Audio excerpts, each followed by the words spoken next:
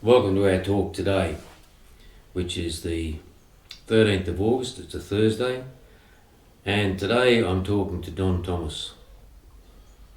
Don grew up in and around Midland, worked around Midland, sporting days, and has some stories to tell us what it was like living in Midland prior to and after the Second World War. Welcome to our talk, Dave. Can you tell me where you were born and your date of birth?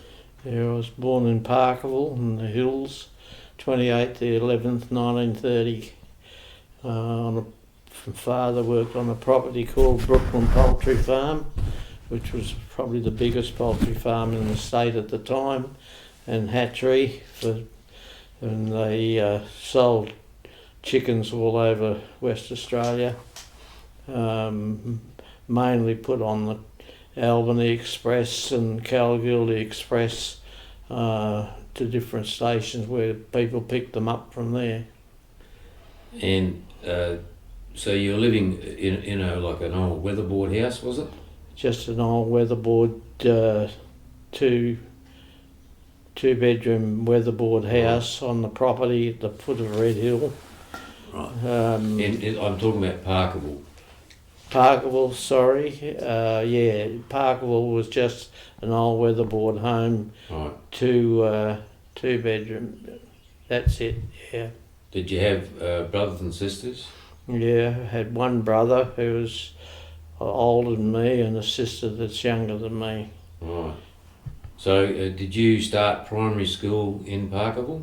I started primary school in Parkerville when I was 15. I wasn't supposed to, but they were going to close the school because they didn't have enough kids. They're supposed to have 13 and they didn't have 13, so my mother let me go to school early, so I went right through school in my school days, probably a year younger than I should have been for the different classes. Well, did you have electricity and running water in that? No electricity. Everything was done with kerosene lamps and battery radios, that type of thing. So it was in the dim dark ages. Did Dad have a car? No car, no. So how did you get around? The poultry farm owned an old Chev truck, and Dad drove that everywhere. He brought stuff to Perth, to the metropolitan markets and into Perth and back again. So that was a means of transport that we had. Yeah. How did Mum get her groceries and like supplies? Just get them from Parkerville store. Go down and order a groceries through the store, and that's the... Is that the one near the railway line there? The one near the railway line, not far from the Parkerville Hotel. Right. Did you ever catch the train from Parkerville? Always catch the train. The only way you could get out of there, if you wanted to come to Perth, they used to put a spare carriage on the Kalgoorlie and the Albany Express, and they would stop at Parkerville and Stoneville and Mount Helena. Then when it got as far as Chidlow's, they used to take it off, and then they'd go straight through to Kalgoorlie or to Albany, and it was exactly the same. Coming back, they would put it on, and you had that coach to go. The biggest thrill for us, of course, was we went through the tunnel. Oh yes, of course. It was only down. Was it downhill in those days, or was it up and downhill? No, it was through the tunnel both ways. Because they had the accident in 42. Yeah, that's when the Garrett engines were on the line and it went backwards and piled up the other side of the Swanview station. Yeah. But originally, if you were going up in the train, when they went through the Swanview station, the engine driver would blow the whistle on the engine, and you made sure you put your window up so that you didn't get soot and ash in your carriage as you went through. As you went through on the way up the hill. That's right. And then coming back, it wasn't so bad because it was downhill, so the engine wasn't pulling. Yeah. And do you remember from your Parkerville days, what did you do as a kid knocking around Parkerville on the weekends and stuff like that? Not very much really, because again, as I say, we left Parkerville before I was 6 and moved down to the property at the foot of Red Hill, and from there we gradually made friends with different people, and so at Parkerville mainly I remember adults, families like Winfields and those sort of people that lived round the poultry farm, and they were friends of my mum and dad's. So you would have had free chickens, I suppose. You would have had a few chickens. No, it's nothing like that in these days. Mainly they would sell them for market after, but the main thing was that it was all broken up into pens. So there was about 5 or 6 chooks to one rooster in each pen, and then that night would go and test the eggs. If they were fertile, they'd put them in the incubator. That when they hatched out, they were boxed up and put on the train, and mostly on the Kalgoorlie, as I said before, in the Albany Express, and sent to different people that ordered them. So it was like a hatchery. It was a big hatchery, yeah. And there was no power. It was kerosene operated hatchery to keep the temperature right. From the Parkerville station, which direction was that hatchery? Like your home, where you lived? It was between the railway line and Great Eastern Highway, so about 3/4 of a mile, I suppose, from the station. Oh, okay, up near the Parkerville Oval. Yes, where the Parkerville Oval's just above it, yeah. Right. With those days, Parkerville Oval didn't exist. It was only developed after we left Parkerville, because we used to go back there and play football in the Hills Association, but the Parkerville Oval was pretty rough. I remember in the mid-60s it was just a gravel heap when we were playing football there. Yeah, well, it was gravel the first time we played there. The second time we went there, there was a sawmill at Mundaring, so they carted sawdust, put sawdust all over it to make it easier to land on. But the biggest problem was the day we played, there was blowing a gale, so most of the boys had sawdust in their eyes. Yeah. They were the good old days, mate. Yeah, good old days. So you came down to Red Hill. Dad moved off the hatchery. Yeah. And came down to Red Hill. Yeah. What was the location of the house there, roughly, on Red Hill? Was it? It was just off 2J Road. There was a small track into the house, about 200 or 300 yards off the road, I suppose. And the property itself, there was a big building right up at the back of it. It had been an abattoirs at one stage. So, but then the abattoirs in Midland was developed, so that one was just left. So was that on the right-hand side going up Red Hill? On the right-hand side. On the right-hand side. Was there a Swanley orphanage there in the early days somewhere? Some sort of a... No, Swanley's where it is out here. It is out here. There wasn't one up there. There was one in Parkerville. It's called Parkerville Home. Oh, yeah. Still exists. Still there, yeah. And that was part of the Swanley. Yeah. Mostly they supplied milk and that to Swan from Parkerville home. Mm. So what did Dad do? What enticed Dad to come down to this new job? The chap that owned the Brooklyn Poultry Farm passed away, and so they decided to sell it. So Dad went prospecting with his brother up on the goldfields, and that didn't work out, so eventually he came back here and he got this job with E.J. Button, the butcher in Midland, who had this grazing property out here at foot of Red Hill, and he worked with him for some considerable time. So was the house that you lived in Red Hill, was that any better than the house? About the same as the one in Parkerville. So still no power? No power as usual. Yeah. I apologise there, yes, they did put the power on. So we did have power at Red Hill here. So this house would have been located, say, at the foot on the flats before you it was on the flats before you got to the rise. Yeah. It was on the flats before Campasic Road.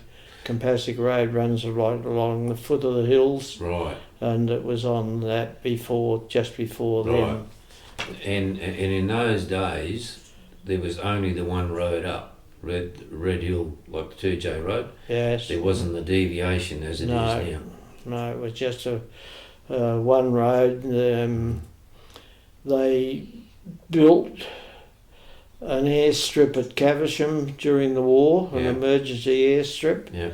And they carted tons and tons of white clay out of Red Hill to construct the airstrip, and that is where the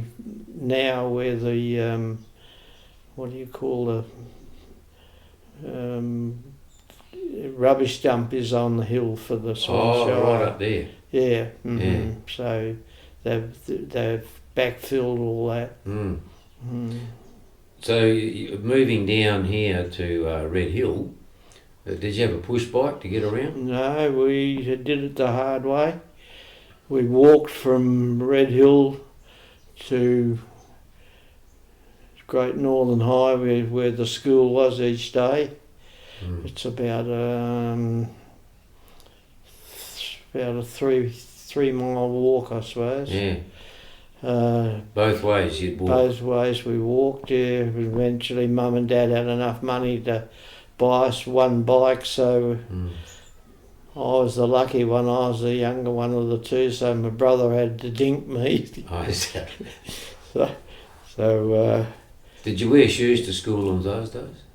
Yeah. You had shoes. And what was 2J Road bitumenised then? Had been, yes, because Jane Brook flowed through Button's paddocks. We used to make canoes, and we used to go and get the bitumen off the side of the road and melt it down and seal the canoe with the bitumen and make it watertight. So what did you use for paddles? Hands. Is that right? That's amazing. And no one, so this is in Jane Brook itself? Yeah. Right. So in your schooling days down here at Middle Swan School, was it... Middle Swan School was different. The old Middle Swan School, I'm talking about the original now, there was 3 rooms. It was first and second, third and fourth, fifth and sixth. So that was the breakup of the 3 rooms. The middle room was 3rd and 4th grade, and that was different because it was built in steps, so that the kids at the back were up eye level with the teacher, so he could see what was going on. but there was a big problem there because also the Swan Orphanage boys used to have to come to the school.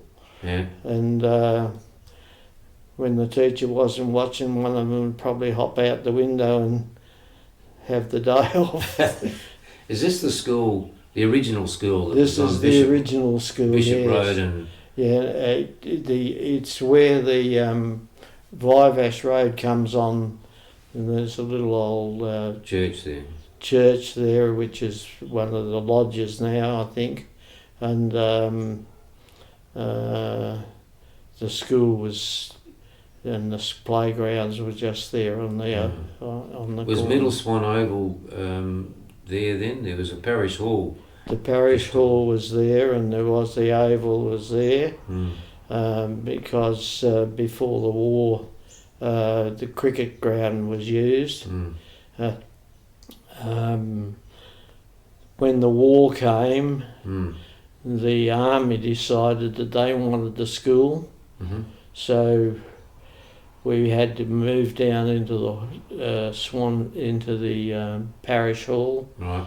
And so that's when they shut Midland High School down, made that into a Red Cross hospital because it was close to the workshops, and if there was any bombing, they'd wanted a hospital in Midland. The kids that were going to up to 6th standard in Midland had to come out to Middle Swan.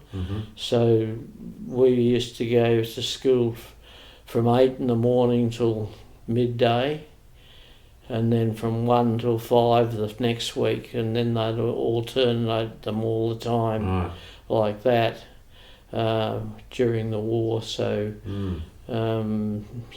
the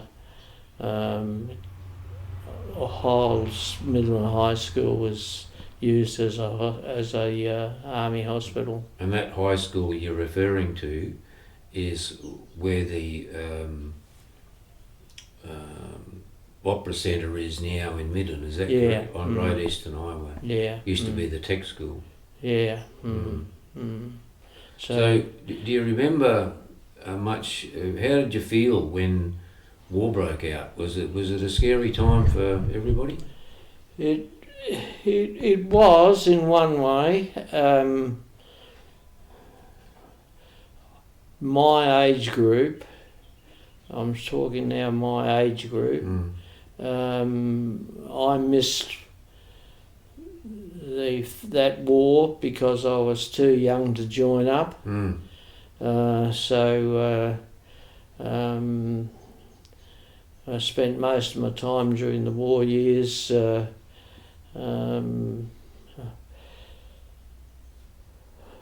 was going to school, and there was a Middle Swan post office where the Shell garage is now, and a chap by the name of Scrivener owned the store, and he had the paper around, and where Waxcombe is, that was a big army base, and there was 3 army battalions based there, so it was usually at about 1,000 troops to each battalion.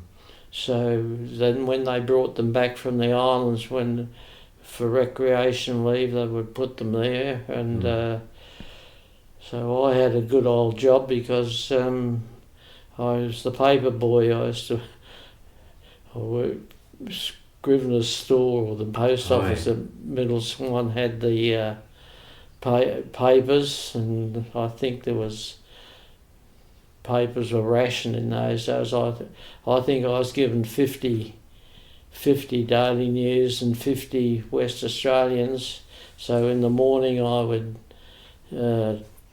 have to ride all the way into Midland, pick up the papers, which were only delivered to the news agents in Midland, and I'd take them out to Middle Swan post office, put them on the seat out the front, take my 50 papers and then ride back out to the camp at Wexcombe. No trouble in selling the papers because it was a rarity. You get rust knocked off your bike just about as they tried to. 50 papers between 1,000 troops doesn't go too far. As long as I kept one paper for there's wet canteens for the soldiers while they were there. As long as I kept the paper for the chap that run the wet canteen, I could buy anything I want, so I could get New World chocolates for which were supplied by Playstows in Perth. They cost tuppence each to us, 2 pennies. And I could sell them at school for threepence. So I made a penny on each chocolate. For any empty bottles, I could take them back out to the camp and they'd give me a shilling each for an empty bottle because they used to put a hot wire around the neck and crack the top off and they could get that filled with beer to drink from the wet canteen. So, it was... Actually, I was earning more money than my father was. Is that true? Doing the paper round, But long hours is to leave. Those, did the army put those Nissan huts in at Wexcombe? No. The army was all tents. And the messes I used to be lucky. Every morning I got breakfast if I kept a paper for it was broken up into companies, the battalions, A Company, B Company, C Company, D Company and E Company. And if I kept a paper for the chap that run the mess at the A Company, he always got bacon and eggs or sausage and eggs for breakfast while I was there. So you were pretty busy in those years. The mizzen huts came there just after the war. That's Margie's Wireless. They were put up because they were bringing the what they call them, the 10 pound the migrants from England here, 10 pound bombs, and they for the workshops, and they were all put out there at Wexcombe, and they were in the mizzen huts here. So you spent your primary school days at Middle Swan, and then to go to high school. Where did you go to high school? Just as the war finished, all right. They opened the high school again at Midland. So I did 7th, 8th and 9th standard at Midland High School, again at the Great Eastern Highway, where it was originally. I had a good teacher by the name of Eric Strauss, who was a good footballer. He played football for Perth in the Waffle League, and so I finished my schooling there. When I finished my schooling, most of the boys that I was with went into the workshops. But I ran into trouble because I was too young. You had to be, I was still only 14, and I applied for an apprenticeship there, and I got knocked back because I had to be 15. I had a cousin who was a school teacher, and she knew a chap who had a refrigeration business a fridge service business in Hay Street. So I eventually got an apprenticeship with him. So I was apprenticed to a fridge mechanic, Right. and trying to. I'm getting. I'm tracing along my thing, and I'm leaving Mum and Dad behind because Dad had trouble with Button the butcher in the finish. Right. And there's a chap by the name of Dave Gray, and he had a property up Campersic Road, and he is a farmer from Narrabeen, and he sold his wheat farm, and he came to live down here. He eventually bought Red Hill. I'm talking about the whole lot of it. It was, and I don't say how many acres it was, but it was big acreage, and that bordered on to Button's paddocks. Yeah.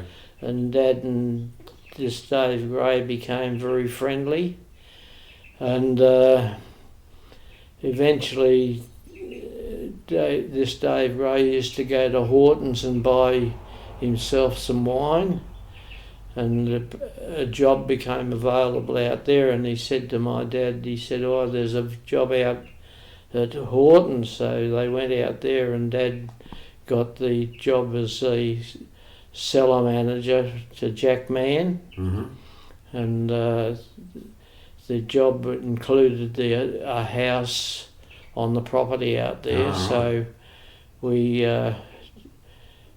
moved from Red Hill.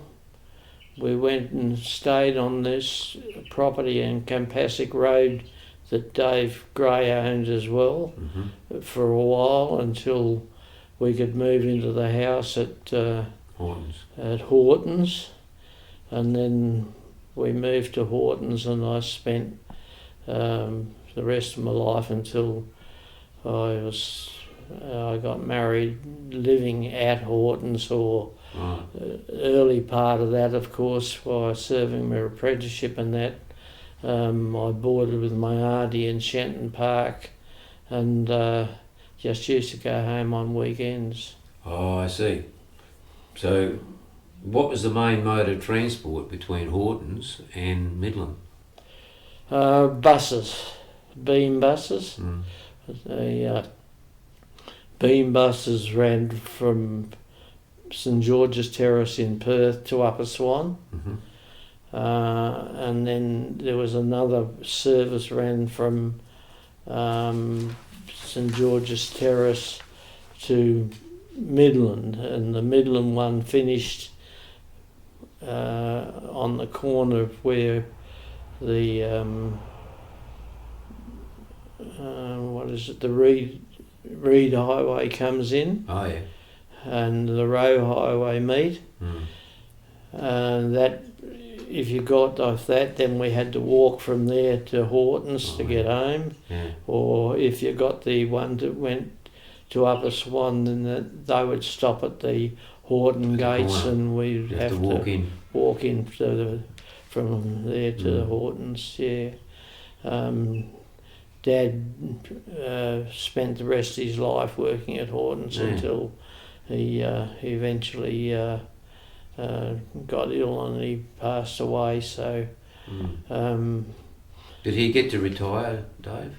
He did eventually, and he bought a little.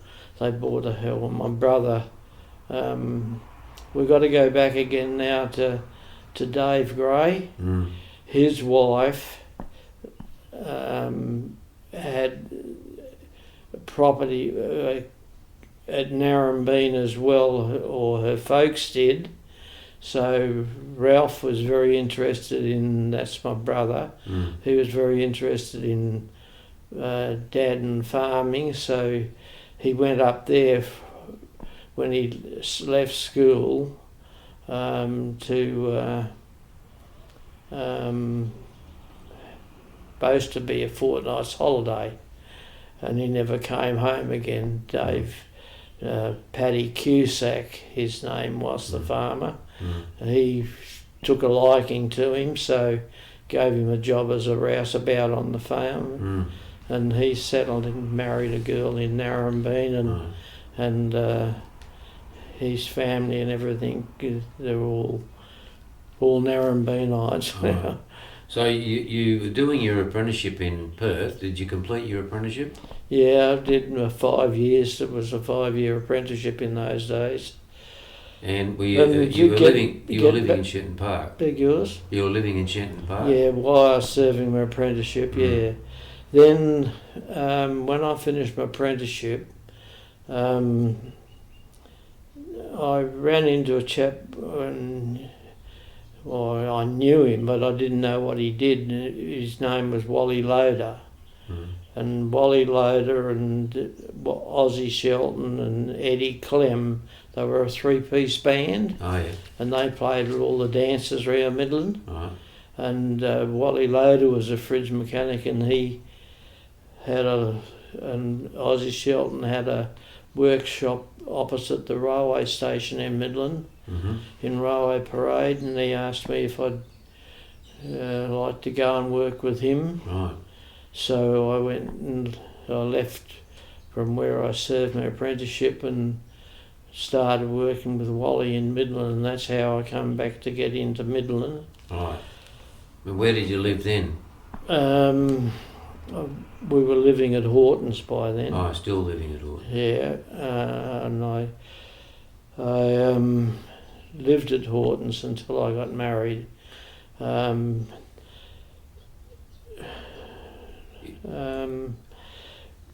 There was another lad served his apprenticeship. His name was Lloydie Rod Reader, and he appeared on the scene when I was working with Wally Loader, and wanted to know did I want a job. So I sussed him out, and he was working for a chap by the name of oh gosh, I can't think of his name now. I'll tell you in a minute. And he wanted to open a business in Midland called Midland Refrigeration Service, and wanted to know would I go with him and run it. And I said, oh, I'll try. So he bought rented a little shop alongside the what's the hotel? There was Alina Vale, still there now. The commercial? The what? The commercial? Commercial, yeah. And we started there, and that was just at the era where the refrigeration business was starting to take off, because the sealed unit had been brought into operation, and everybody was buying from open units and kerosene fridges into these sealed units. So we stayed there for a little while, and then he bought leased the shop around here in Great Northern Highway, 10 Great Northern Highway, alongside WA Produce, where your mother worked. And the chap that owned it, he asked me would I like to go and manage it. He had 2 or 3 electrical stores, one in Applecross, one in Subiaco, and he wanted to open one in Midland. So that's how I come to get into the electrical game. Did you do your apprenticeship like on kerosene fridges and fridges like that, or they sealed units? No, it was all on more modern stuff. Yeah, and I've got to go back again now because there's so much happened with my life. The people I got apprenticed to, the war had just finished, and they were a refrigeration unit at the RAAF base at Pierce. Oh, yeah. And when they came back into Civvy Street again, so this Bill Lavery, he opened up his own business in Hay Street in Midland, up just above His Majesty's Hotel, and he had had 4 more boys with him, fridge mechanics. So I spent most of my time working on more on commercial plants than domestic plants. I'm talking about like butcher shops and hotels and doing all that type of refrigeration work, not so much on the home units. In your working days, when did you start playing footy as a young bloke? I started playing footy with them when we lived at Buttons Paddocks, and I used to ride my bike in every Saturday morning, and we played for what they called them, in those days they were called the Midland Cobbers.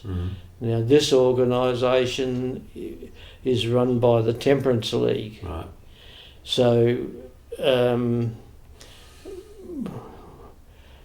I started with them, and I stayed right through my whole life of playing football with Midland sides, barring I had 2 years down at Bassendean with Swan districts. I got invited down there to have a go at playing league football. I never actually ever made the league football. I played seconds, and then I got sick and tired for that. I could see I wasn't going to get much further, so I came back and played with the Midland amateurs then. Where did you play? What ground in Midland?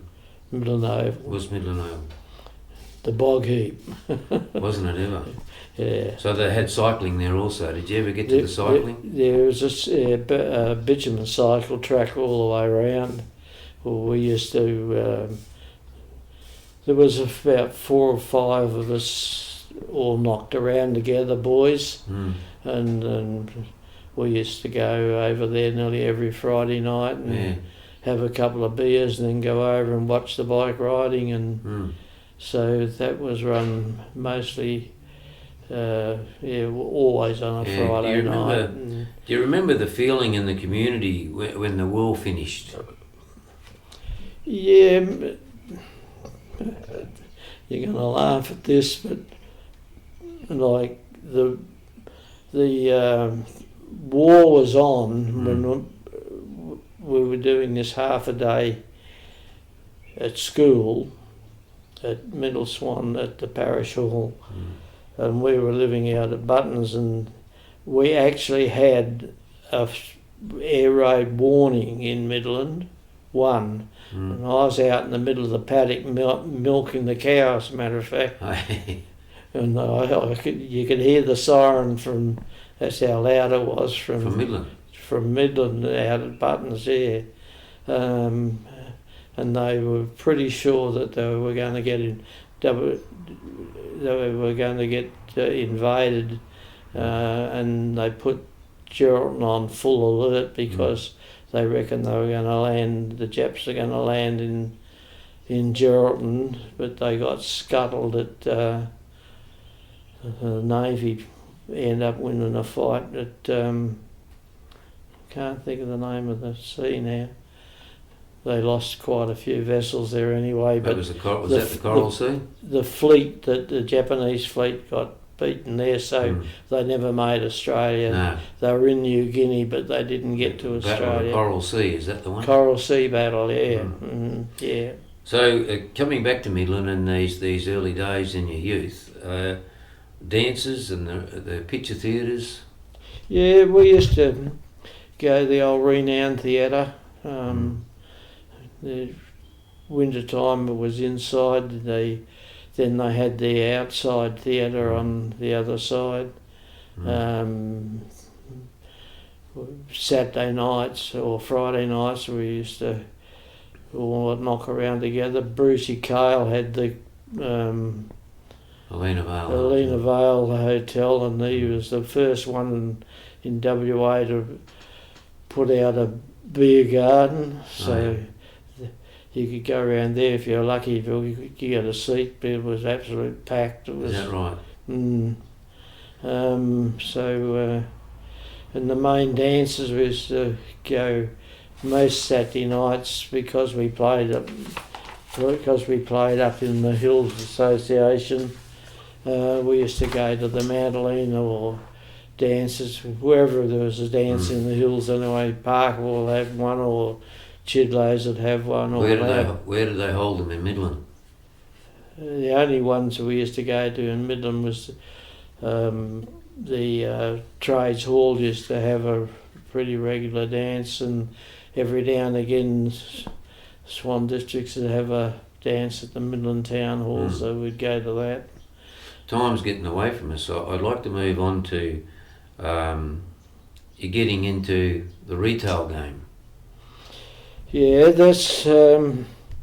that comes back to Midland Refrigeration Service, and as I said, the chap that started Midland Refrigeration Service up with this Lloydie Rod Reader, he approached me and he said he wanted to get into Midland, into the electrical game, and if he did, would I manage the shop? And I said, oh, well, I hadn't had any experience at doing it. I said, but I'll try. And he said, all right, so we'll give it a try. So that's how it started in 10 Great Northern Highway. Noel Blake, his name was. So he set the shop up, and we still kept a bit of refrigeration service going in the back, but in the front of the shop we had electrical appliances, usual stuff, you know what I mean, like fridges and washing machine had just hit the market, and toasters and radios and all that stuff. Where was that coming from? Well, he used to buy like for all his shops, and they would send it out. It just arrived at the front door, so you fitted it in. Probably Singapore or somewhere they made them. No, most of them were Kelvinator, for instance, at South Australia, where they made in South Australia in those days. AWA radios were all made here over in the eastern states. It was a big lot of stuff made, but then it gradually deteriorated, and all of a sudden the Japanese started supplying stuff, and they built factories in different places where it was cheaper to produce it and brought it all in. But originally most of it was Simpson washing machines, and they were all made in Adelaide, and Wilkins Service. They were made here, and so it was pretty well looked after in the early days, but it gradually it all shut down, and most of it was imported into Australia. What was the name of the store prior to becoming Voxadians? Blake's. Yep. Yeah. And what year do you reckon about was Voxadians? Now let's put the old screw.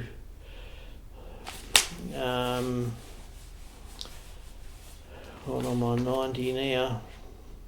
Or will be in a few weeks' time. Would have been in the mid-60s? No, you've got to go back further than that. When did the war finish? 45. 45. So I'm talking about Voxadians, when Voxadians came into Yeah, no, we got to go. Let's go back to Blake's. Yeah.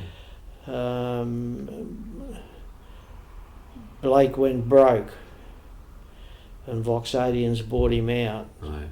And Voxadians were really, really progressive company. They only had a little shop at this stage. Was on the corner of Milligan Street and King Street and Hay Street, opposite His Majesty's Theatre. To get them in the right perspective for you, they bought out Wiper Howard's, then they bought out Blake's, then they bought out Nicholson's, then they bought out Ron Shaw's. They owned bought out just about everything. Were they a West Australian company? Yeah, a family called Spencer's. Right. Very, very, very, very good people, and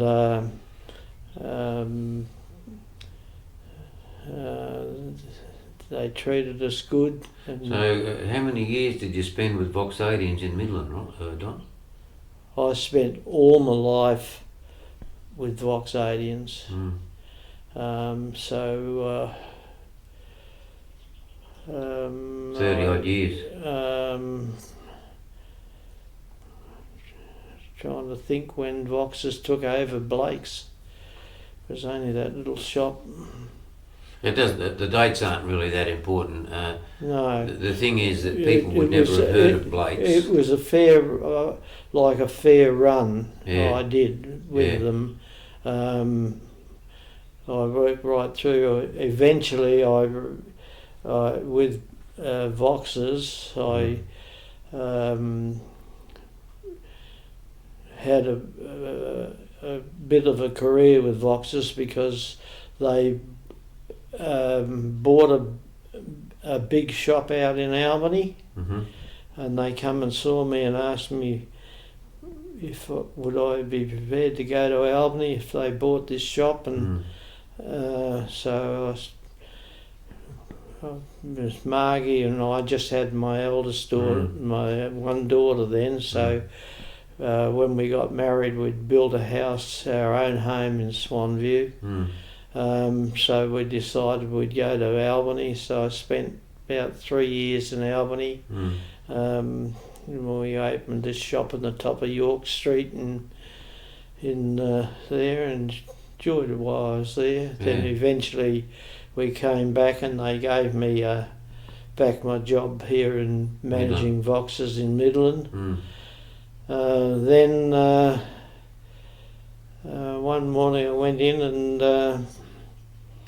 the shop opposite me, which was economic stores, I don't know that you remember economic stores, but they'd pulled out of Midland and it was empty. So I rung the big chief in Perth, Roy Spencer, and said to him they'd just bought Maples out in Hay Street, that was a furniture shop. And I said to him, this shop's empty. And he said, I'll come up and have a look. So he came up and had a look, and he said we might put some furniture into there. He said, we just bought Maples. So and he went back, and the next day he rang up, he said, we're going to take that shop. He said, and there was a boy, he said, start working in Maples that they'd send up to run the furniture side of. His name was Dave Gundry. Oh, is that right? Yeah. So Dave started with us in Midland, and we had that shop over the road, and that little one over our side. Eddie Barron got in alongside us, so he ran flash cycles. The Walshes were there too, were they?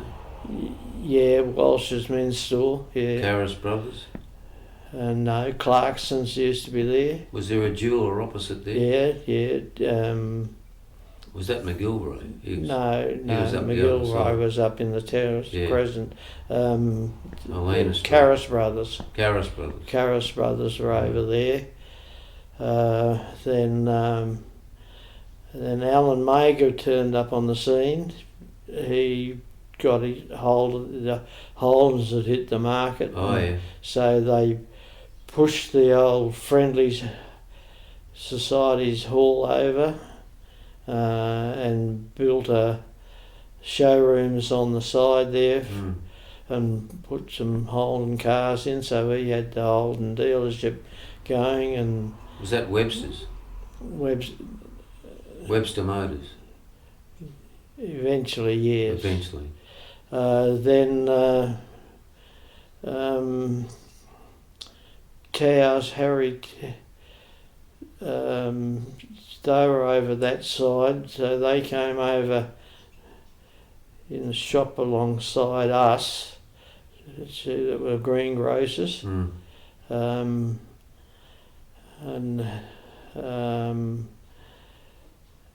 then eventually they got out, and Vox's extended that shop and made it into put all electric on furniture in together, and shut the little shop over the road.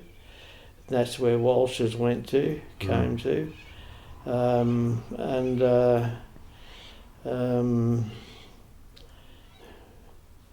Who else was there? The jewellers moved across and took the shop between us and WA Produce. So you would have built up quite a few staff as Midland grew bigger? We had about 5 or 6 staff in the finish. It was me and Alan and 3, 4, about 5, 6 there. So when did you start playing bowls? Was it when you were working? No, it was a bit before that. When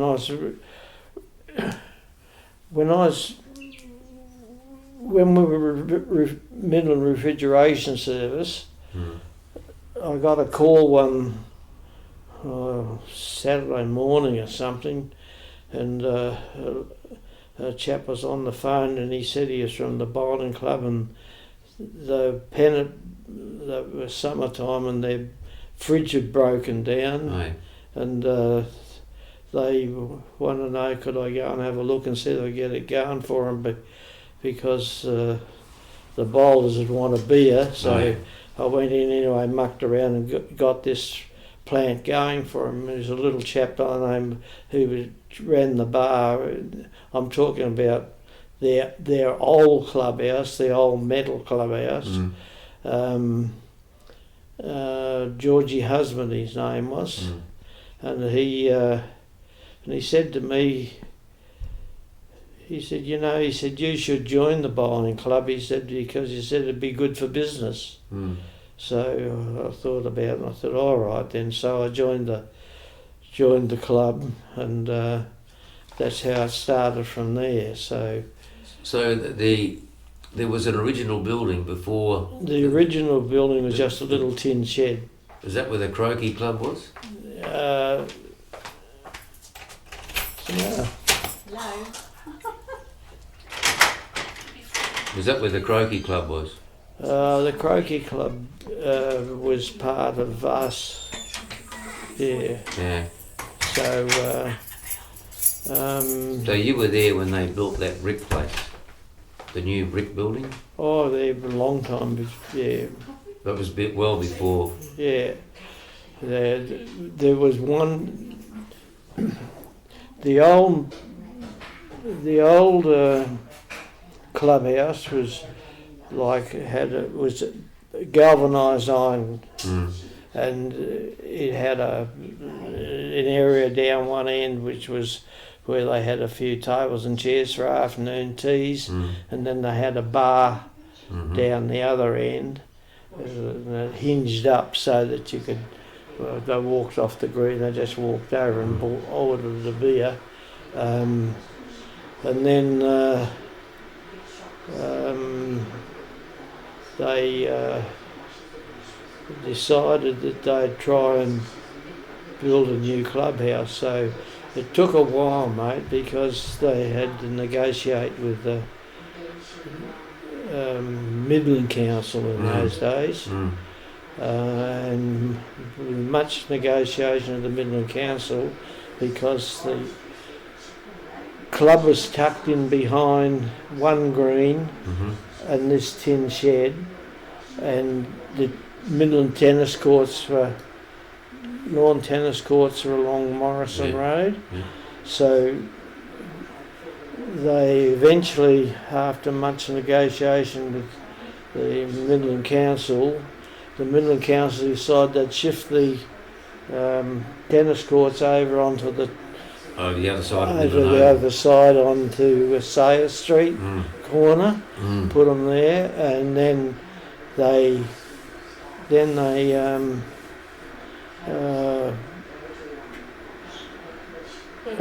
pulled out all to the road, and we could fit another green in there, full-size green. So they eventually put a full-size green into there. Then they decided that they would build the new clubhouse. How many members do you reckon they had there? When I took over, all right, as president, I'd been there a while, but it was pretty strong. It would be probably, I'd say, probably a good 150 members. 1 year while I was there, we had over 120, I think it was, nominations for the club singles. So it was very, very active sport. Ladies and men? No, that was men. Only the ladies were there, but there was 120 men just for the men's singles. It was the second biggest, talking to the brewery boys, it was the second biggest club in the metropolitan area as far as beer is concerned. The only club that was better than us was Osborne Park, because all the market gardens around Osborne Park use that as their headquarters as well. We had a lot of members because we had the abattoirs in full swing and the Midland workshops in full swing. Midland brick? So, no, not so much to do with that side of it out there at all. They all came from, let's go back to the abattoirs. The abattoirs were in full swing. And the thing was with the abattoirs that it was a bit of a rort in as much as they had to kill so many sheep a day, and that was their tally. You're right, thank you. So once they'd cleaned finished their tally, they knocked off. So they would start at 6 in the morning, and they'd be finished by 10 for the day. So they'd be looking for something to do. So, and the workshops, of course, were always on. Finished at 4:15. So the club was open from 11 in the morning till 11 at night. We used to trade 12 hours a day. And by the time the abattoirs knocked off, there'd be guys covered in for drinks. And when they'd had enough, the workshops knocked off and they'd all turn up for drinks. And because the beer was cheaper there, so they most of them were members of the club. That's why we had such a big membership. How many years were you president there? I was only president for 4 years. Yeah. So you were playing... Before me, Wally Lamb was president,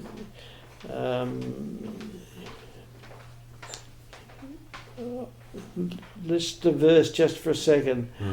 You should. What are you doing when you leave here? Oh, I'm not sure. I'll go home. Go home. Do you want to go over to the club and have a look? What I'm saying is, I'll take you over and see the dates of how long. Wally Lamb was present for a long time. I remember the name as a kid. Yeah, and Joe Lauder was secretary. It's amazing many for how many years. Yeah. And it's all up there on the board. Yeah, I've seen a lot of them. You could go in. I can't remember what years I was president, but I can't even tell you now what years I won the club singles. Because well, that's what I was going to lead to. You were involved in administration, but you must have been playing. So I played a lot of balls. What success mate. did you achieve on the green? I was probably one of the best bowlers there. I'm not blowing my own bags, but I had. Let's go the other way about. I was a successful bowler there. Yeah. Let's put it that way, all right? And so I was telling you earlier, we won the club fours, I suppose. Yeah. Or insides that won the club fours for 3 or 4 times. This other boy that I played a lot of football with, Gary Hodges, and I were very matey, and Gary was a top bowler too, so we had reasonable success. We played doubles together quite a lot. We won the doubles perhaps, I think it was 3 or 4 years in a row there, and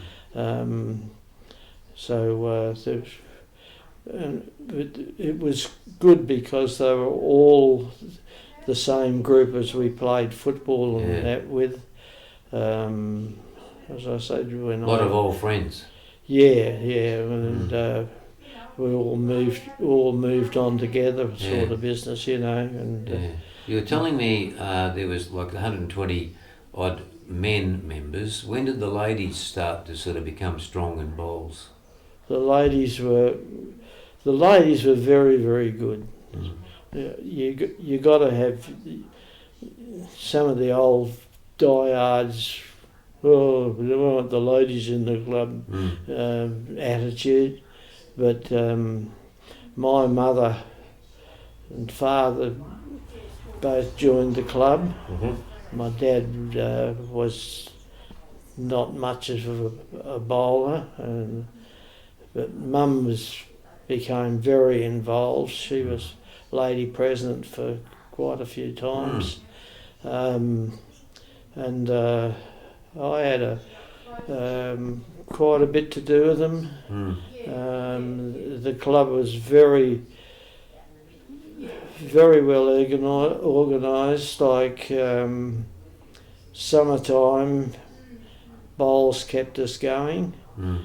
The winter time, we were very strong in darts. There was a big inter-bowling club darts association. Nearly every bowling club in the metropolitan area had darts, and darts were played on Thursday nights. The ladies, when they joined, and they became very good. For instance, they played on Tuesday nights, and they played inter darts competition as well.